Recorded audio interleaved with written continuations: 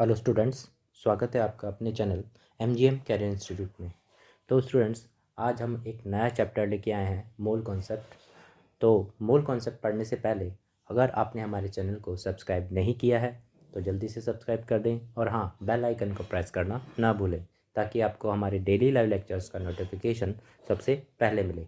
Okay students, तो आइए हम बात करते हैं मूल कॉन्सेप्ट के बारे में।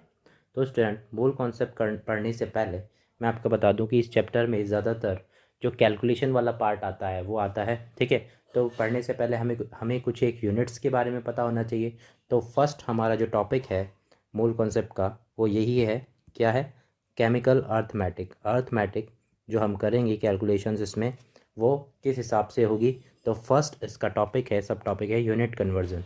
यूनिट कन्वर्जन हमें आना चाहिए। ठीक है, जैसे कि यहाँ पे कुछ एक यूनिट्स आपको दिख रही होंगी। जैसे कि फर्स्ट है 1 डेसीमीटर। 1 डेसीमीटर इक्वल्स टू होता है 10⁻⁻1 मीटर। 1 सेंटीमीटर इक्वल्स टू होता है 10⁻⁻2 metre. Millimetre equals to 10⁻⁻3 metre. 1 micrometre, micrometre को हम इस तरीके से भी लिखते हैं, इसको म्यू बोलते हैं, micro mu. Micrometre 10⁻⁻6 metre. 1 nanometre को NM भी लिखते हैं, 10⁻⁹मीटर। Picometre PM 10⁻⁻12 metre.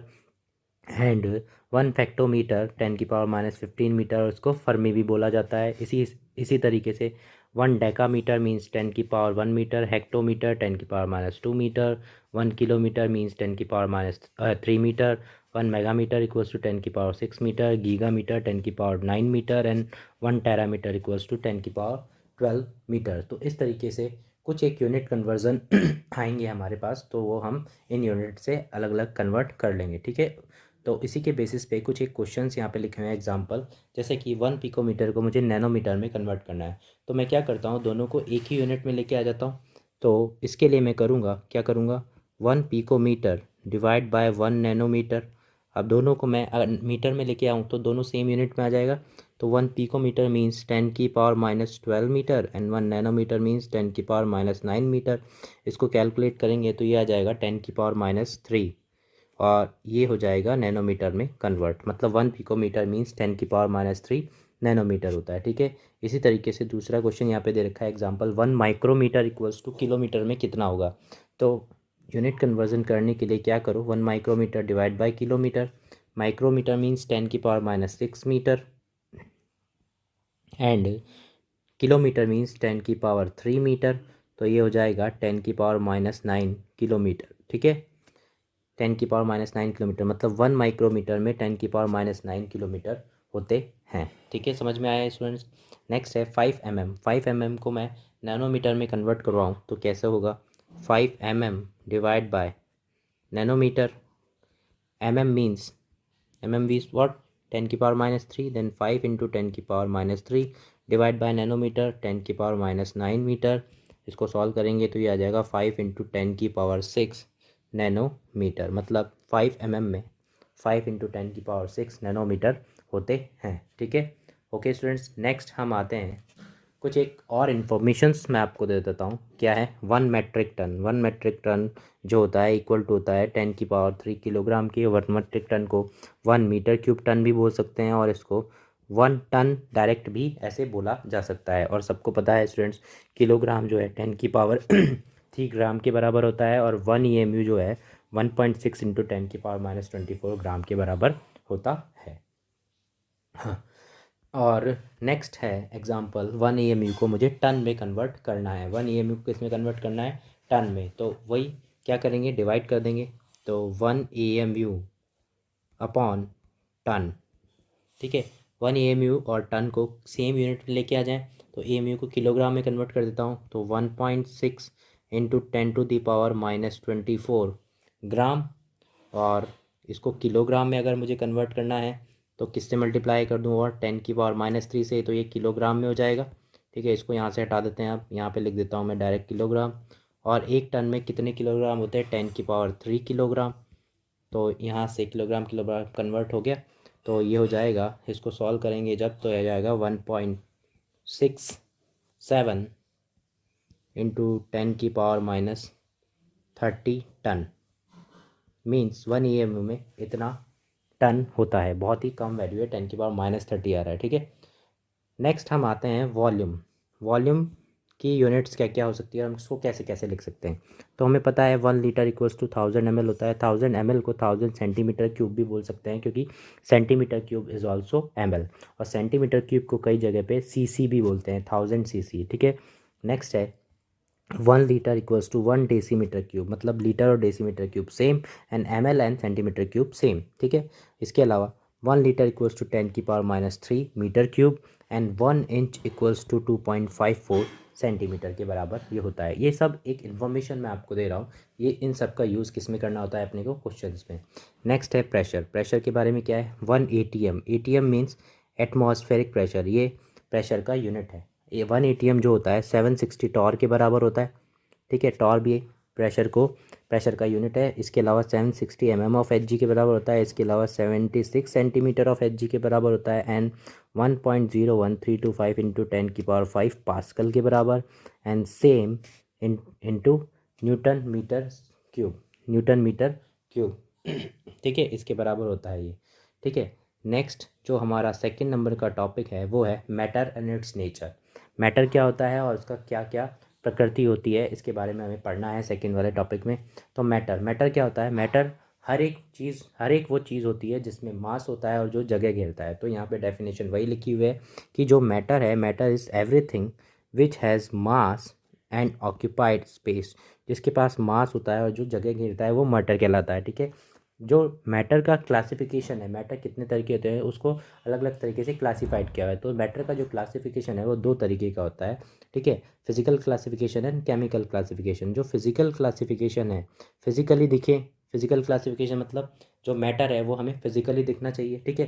फिजिकली दिखना चाहिए तो फिजिकली 3 ही तरीके से हमें दिख सकता है वो, solid, liquid and gas. Solid state, liquid state and gaseous state. तो ये तीनों तो हमें फिजिकली दिख सकते हैं ना, इसलिए इसको फिजिकल क्लासिफिकेशन में रखा हुआ है। नेक्स्ट है केमिकल क्लासिफिकेशन। केमिकल क्लासिफिकेशन में जो मैटर होता है वो 2 पार्ट्स में डिवाइड हो जाता है, mixture and pure substance. Mixture and pure substance. तो मिक्सचर में क्या होता है, एक से ज़्यादा एलिमेंट होते हैं या फिर कंपाउंड्स होते हैं मिक्सचर में एक से ज़्यादा, है ना। और प्योर सब्सटेंस में केवल एक ही तरीके के एलिमेंट हमें दिखाई देंगे, है ना। मिक्सचर में क्या होता है, एक से ज़्यादा एलिमेंट होते हैं, मतलब मोर देन वन एलिमेंट और कंपाउंड, है ना। और यहाँ पे क्या होता है, ओनली वन एलिमेंट और कंपाउंड। ठीक है। वन एलिमेंट और कंपाउंड।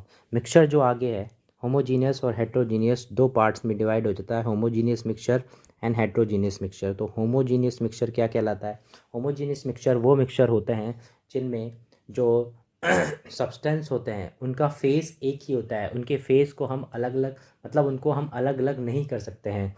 जैसे कि फेस से मतलब कि है उनका फिजिकल स्टेट सेम होता है, जैसे कि वाटर प्लस अल्कोहल।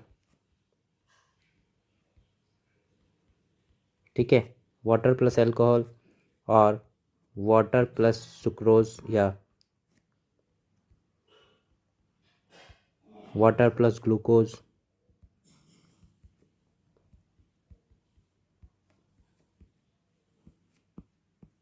ठीक है। तो इनका फेस क्या होगा, सेम होगा। और हेट्रोजीनियस वो होते हैं जिनमें फेस अलग अलग होते हैं, मतलब इनको हम दोनों को अलग अलग कर सकते हैं। ठीक है। जैसे कि एग्जांपल में वाटर प्लस ऑयल, सबसे बेस्ट एग्जांपल है ये। वाटर प्लस ऑयल, इनमें क्या होता है, फेस अलग अलग होता है, तो इनको हम क्या कर सकते हैं, अलग अलग कर सकते हैं। नेक्स्ट है प्योर सब्सटेंस। प्योर सब्सटेंस के आगे 2 पार्ट में डिवाइड हो जाता है, element and compound. Element sorry element में क्या होता है, सेम तरह के एटम्स होते हैं सारे, जैसे कि हाइड्रोजन, नाइट्रोजन। ठीक है। और ऑक्सीजन, सेम तरह के एटम होते हैं एलिमेंट्स में। और कंपाउंड्स में क्या होते हैं, जो अलग अलग छोटे छोटे एलिमेंट्स से मिलके बने होते हैं, जैसे कि C6H12O6। ये कार्बन एलिमेंट के 6 एटम है इसमें, हाइड्रोजन एलिमेंट के 12 एटम है, और ऑक्सीजन एलिमेंट के 6 एटम है। इसी तरह से H2SO4। ठीक है। तो इसमें अलग अलग छोटे एलिमेंट के डिफरेंट टाइप्स ऑफ एटम्स, मतलब डिफरेंट नंबर में एटम्स मिलके क्या बना रहे हैं, कंपाउंड। ठीक है। ये चीज़ समझ में आ गई। तो ये हमारा केमिकल क्लासिफिकेशन है मैटर का। नेक्स्ट हम आते हैं लॉ ऑफ केमिकल कॉम्बिनेशंस पे। थर्ड टॉपिक हमारा क्या है, लॉ ऑफ केमिकल कॉम्बिनेशंस में फर्स्ट है लॉ ऑफ मास कंजर्वेशन, जिसको किसने दिया था, लेवोजियर नामक साइंटिस्ट ने दिया था। लॉ ऑफ मास कंजर्वेशन इसके हिसाब से क्या है, इसके हिसाब से ये है, इसका स्टेटमेंट ये है कि जब कोई केमिकल रिएक्शन होती है तो केमिकल रिएक्शन में जो प्रोडक्ट का वेट होता है वही किसका वेट होता है, रिएक्टेंट का वेट। मतलब रिएक्टेंट एंड प्रोडक्ट दोनों का वेट जो होता है वो क्या होता है, सेम होता है। तो यहाँ पे ये लिखा हुआ है कि in a chemical reaction mass of reactant is equal to mass of product. Reactant and product का जो मास होता है वो क्या होता है, सेम होता है, इक्वल होता है। तो यहाँ पे हम इसको लिख सकते हैं कि mass reactant equals to mass product. ये केमिकल रिएक्शन में होता है। लॉ ऑफ मास कंजर्वेशन इसी को बोलते हैं। जैसे कि आपको एग्जांपल दिख रहा होगा, N2 plus 3H2 gives 2NH3। तो N2 का वेट कितना होगा, नाइट्रोजन का वेट कितना होता है 14, यहाँ पे 2 हैं तो कितना हो जाएगा 14 इंटू 2 28 ग्राम। यहाँ पे 3 मोल, यहाँ पे 3 दे रखे हैं H2, तो 3 दे रखे हैं, एक का भार कितना है 2 ग्राम, तो 3 का कितना होगा 6 ग्राम। इसको अगर मैं ऐड करता हूँ तो यहाँ पे कितना आ जाएगा, ये 34 ग्राम।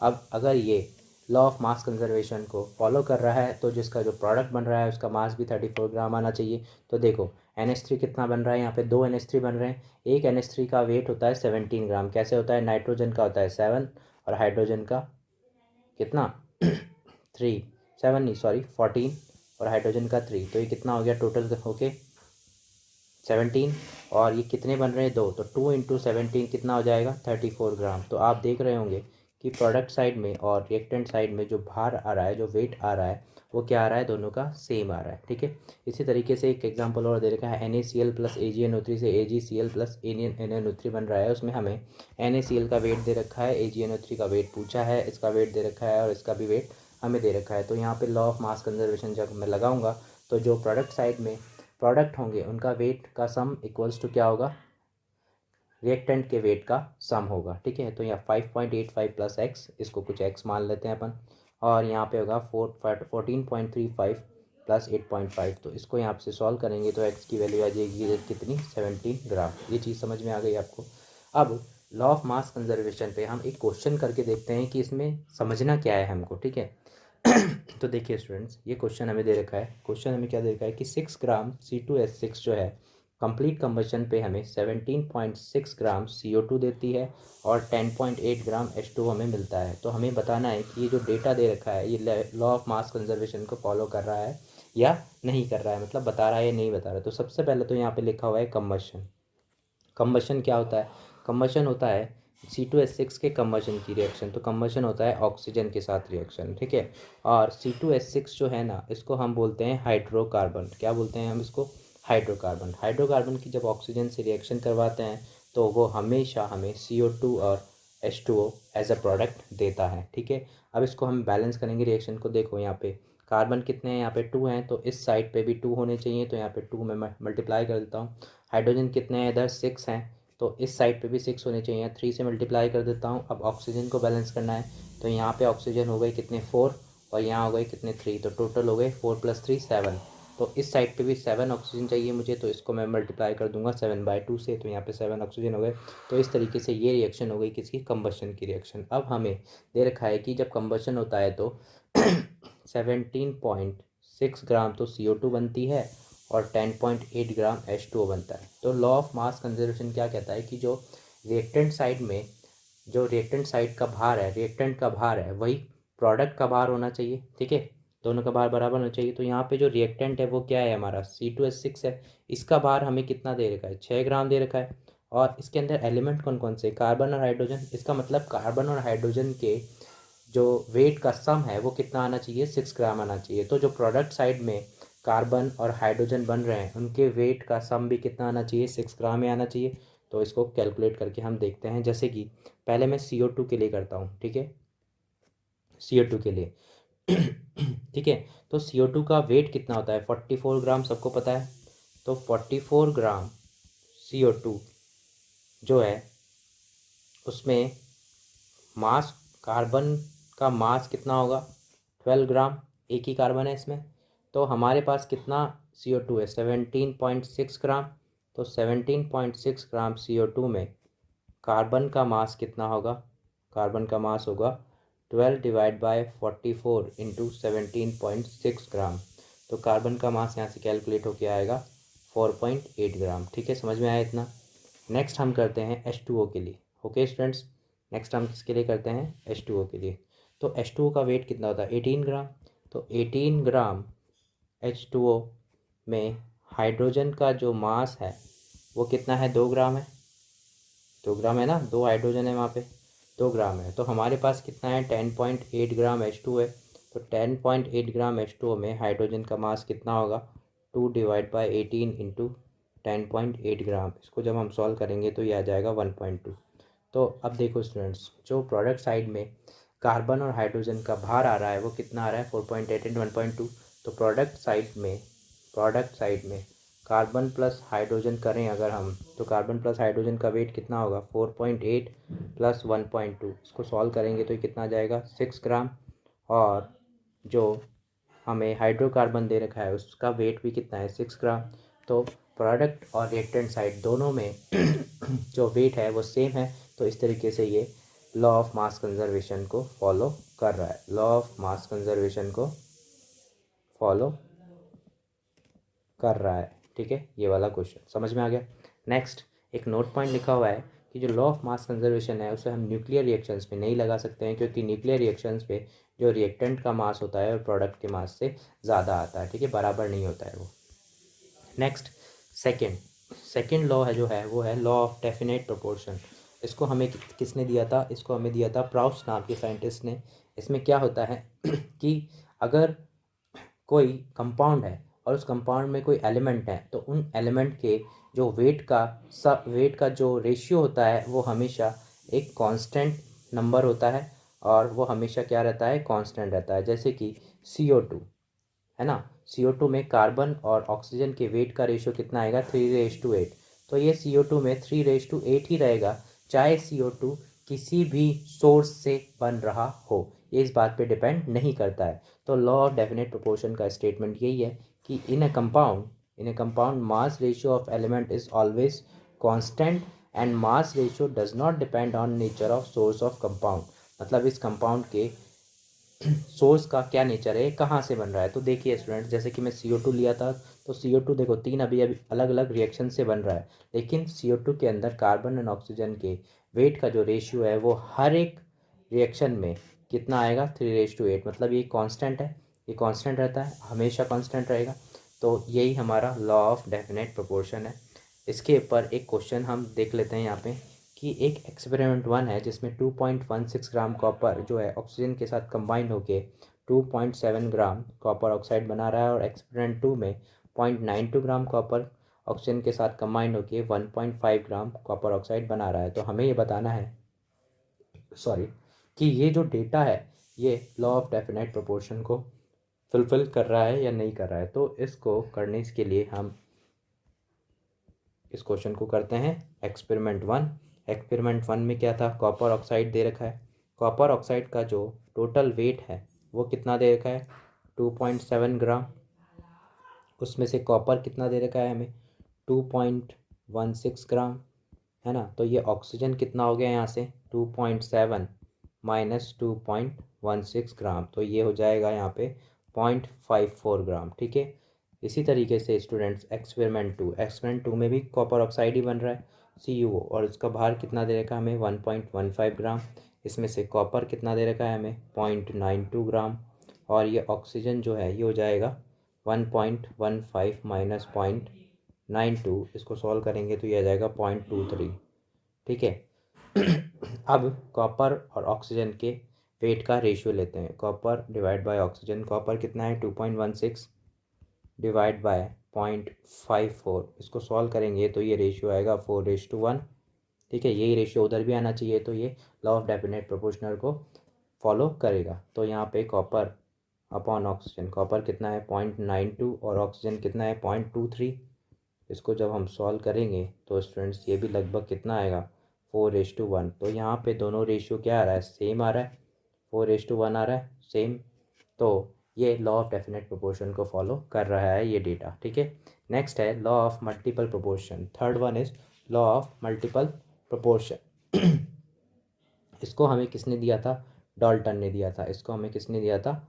डाल्टन नाम के साइंटिस्ट ने दिया था। ठीक है। लॉ ऑफ मल्टीपल प्रोपोर्शन में होता क्या है कि अगर दो एलिमेंट कंबाइन होके दो अलग अलग कंपाउंड बना रहे हैं तो उसमें एक एलिमेंट का जो मास है वो फिक्स रहता है, फिक्स कर देते हैं हम। तो जो दूसरे एलिमेंट का मास है वो एक सिंपल रेशियो में रहेगा। दूसरे एलिमेंट का जो मास रेशियो है वो एक सिंपल रेशियो रहेगा। ठीक है। तो यहाँ पे यही लिखा हुआ है स्टेटमेंट में, when two element combine to give different compounds, then mass ratio of one element which combined with fixed mass of another element show a simple ratio। इसका क्या मतलब है? जैसे कि यहाँ पे एक एग्जांपल दे रखा है जिसमें कार्बन एंड ऑक्सीजन दो एलिमेंट लिए हुए हैं। इन दोनों से दो कंपाउंड बन रहे हैं। कौन से बन रहे हैं? CO एंड CO2 बन रहा है, जिसमें कार्बन का मास फिक्स है। कितना है?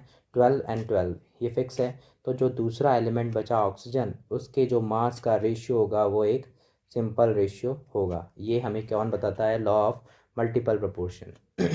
समझ में आ गया? Law of multiple proportion. इसी तरीके से एक एग्जांपल और है। यहाँ पे NNO ले रखा है, इस बार NO बन रहा है, N2O4 बन रहा है। तो NO में नाइट्रोजन का मास 14, ऑक्सीजन का मास 16 एंड N2O4 में ये 28 एंड 64। लेकिन हमें एक एलिमेंट का मास तो फिक्स करना होता है।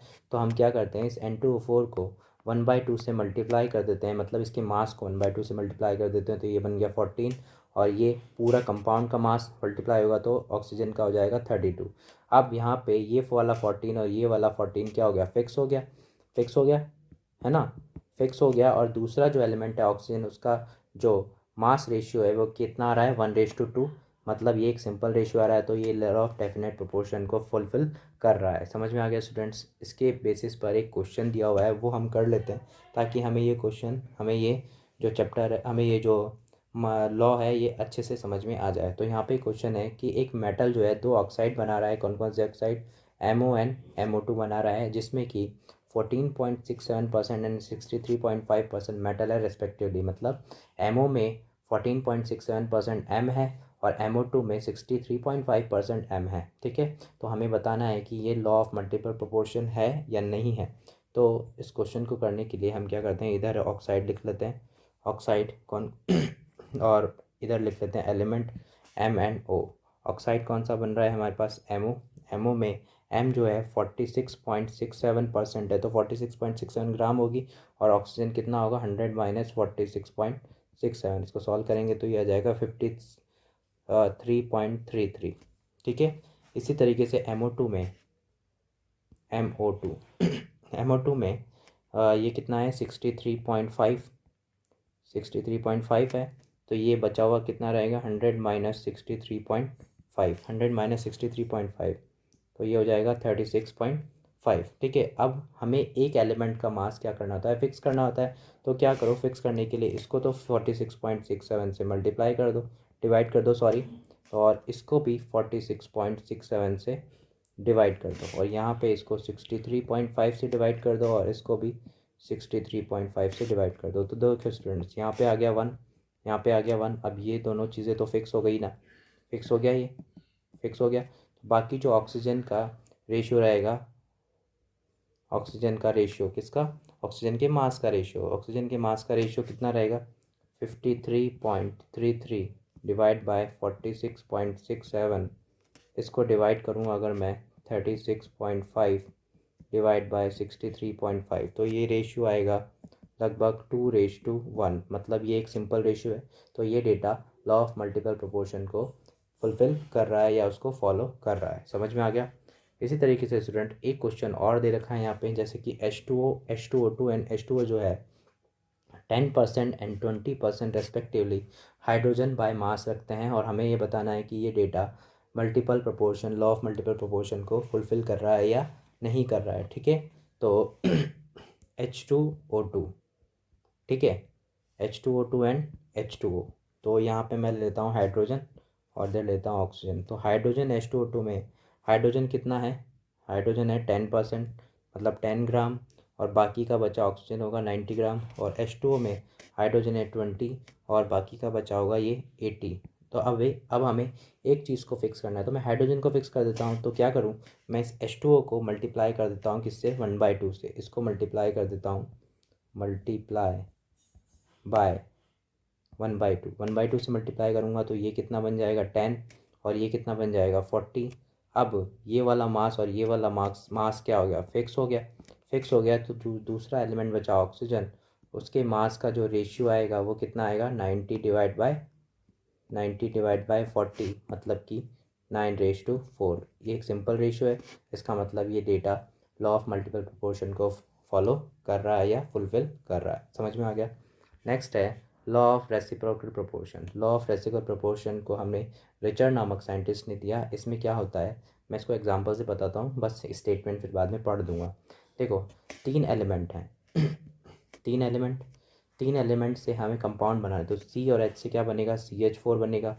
एच और ओ से क्या बनेगा, H2O बनेगा। एंड सी और ओ से क्या बनेगा, CO2 बन रहा है यहाँ पे। अब कोई भी दो कंपाउंड ले लो, जैसे CO2 एंड H2O ले लिया मैंने, तो CO2 और H2O में जो C और O के वेट का रेशियो है एंड एच एंड ओ के वेट का जो रेशियो है, और इन दोनों का भी अगर मैं रेशियो ले लूँ तो वो जो रेशियो आना चाहिए वो कितना आना चाहिए, यहाँ पे अभी 3:1 आ रहा है। वही रेशियो जो तीसरा कंपाउंड बचा उसमें उसके तत्वों का रेशियो आना चाहिए। तो अगर ये दोनों चीज़ें सेम आ गई तो फिर वो लॉ ऑफ रेसिप्रोकल प्रोपोर्शन को फॉलो कर रहा है। ठीक है, तो यहाँ पे स्टेटमेंट यही है कि when 2 element combined separately with third element, then mass ratio of these two element bear a simple ratio। ठीक है, ये simple ratio रखता है when these element combine directly, जब ये directly combine हो जाते हैं। ठीक है, इसी तरीके से H, S और C, इससे 3 कंपाउंड बन रहे हैं, जैसे कि H और C से क्या बन रहा है CH4, C और S से क्या बन रहा है CS2 एंड H और S से क्या बन रहा है यहाँ पे H2S। तो मैं एक बार ले लेता हूँ CH4 एंड CH2 को। तो CH4 और CH2 में C डिवाइड बाय H करूँ, ठीक है, और C डिवाइड बाय S करूँ, तो यहाँ से C डिवाइड बाय H कितना आएगा 3:1 and C divide by S कितना आएगा 3:16, 3/16। इनको जब मैं मल्टीप्लाई करूँगा और डिवाइड करूँगा तो ये हो जाएगा, क्या हो जाएगा S/H। क्या हो जाएगा ये S/H हो जाएगा। रेशियो कितना रहा है 16/1। तो जो तीसरा कंपाउंड बचा उसमें भी एलिमेंट का रेशियो 16/1 आया। तो ये लॉ ऑफ किसको, लॉ ऑफ रेसिप्रोकल प्रोपोर्शन को फॉलो करेगा। ओके स्टूडेंट, किसको फॉलो करेगा, लॉ ऑफ रेसिप्रोकल प्रोपोर्शन को। लॉ ऑफ रेसिप्रोकल प्रोपोर्शन को हम देखते हैं। H2S में सल्फर का वेट होता है 32 एंड H2 तो इसको हम सॉल्व करेंगे तो ये कितना आ जाएगा 16:1। तो ये दोनों रेशियो क्या आ रहे हैं, सेम आ रहे हैं और सिंपल रेशियो आ रहे हैं। तो ये लॉ ऑफ रेसिप्रोकल प्रोपोर्शन को फॉलो कर रहा है। अब स्टूडेंट्स यहाँ पे देखते हैं हम, right the respective law for the following. इसको करने से पहले मैं आपको एक चीज़ बताता हूँ। देखो, जब भी 3 एलिमेंट आए तो लॉ ऑफ रेसिप्रोकल प्रोपोर्शन होगा। जब भी 3 एलिमेंट आए, 3 एलिमेंट, ठीक है, 3 एलिमेंट आए तो लॉ ऑफ रेसिप्रोकल प्रोपोर्शन होगा, लेकिन वो तीनों एलिमेंट एक दूसरे से रिलेटेड होने चाहिए। ठीक है, और जब 2 एलिमेंट आए तो लॉ ऑफ मल्टीपल प्रोपोर्शन होता है। जब 2 एलिमेंट आते हैं तो लॉ ऑफ मल्टीपल प्रोपोर्शन होता है। ठीक है, 2 एलिमेंट आते हैं तो लॉ ऑफ मल्टीपल प्रोपोर्शन होता है। 2 एलिमेंट पे यहाँ पे लिख देता हूँ मैं, 2 एलिमेंट, 2 एलिमेंट मल्टीपल प्रोपोर्शन, ठीक है, और 3 एलिमेंट रेसिप्रोकल प्रोपोर्शन। ठीक है, अब देखो यहाँ पे N2H4 and NH3, N2H4 NH3 में एक तो N एलिमेंट है, ठीक है, और दूसरा क्या है H एलिमेंट। जब 2 एलिमेंट होते हैं तो मल्टीपल प्रोपोर्शन होता है। तो यहाँ पे आंसर आएगा मल्टीपल प्रोपोर्शन। ठीक है, यहाँ पे आंसर आएगा क्या, मल्टीपल प्रोपोर्शन। नेक्स्ट है PCl5 and PCl3। PCl5 PCl3 में भी 2 एलिमेंट है P एंड Cl।